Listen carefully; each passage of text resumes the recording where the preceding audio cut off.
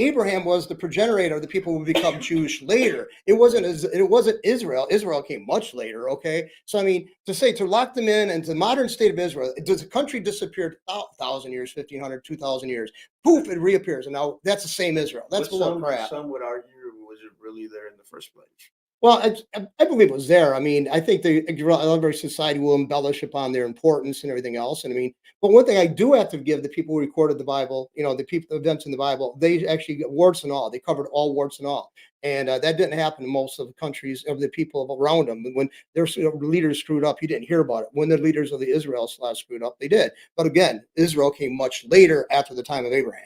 And people don't want to admit it. When it comes down to it, we get a lot of our history from the Bible. Oh yeah, we do. The world got a lot of history from the Bible and the writings. Not everything made it into the Bible, Right. all the writings, but there's still scholars who go through everything. Well, even if they're trying to react against it, it's a motivator it's a recording enough so they're actually trying to deflect it or try to diffuse it or whatever. And even that I mean, every time I've seen people go try to destroy the Bible's historical accuracy, usually comes back like they're not as intense about it. They can't be as intense because it falls largely flat. Well, I mean, to write it off as a bunch of made up BS. Oh yeah, I mean it's bullshit. Well, it's like You can't. No, you can't because okay, well, the same people say you can do that, write it off as BS.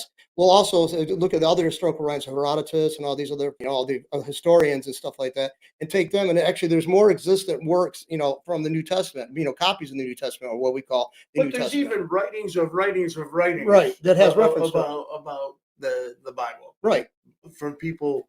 What I'm saying is, there's other people other than the people that were writing in the Bible that you can go back to that were writing at the same time about the same thing. About extra biblical outside the Bible itself. Yeah, definitely.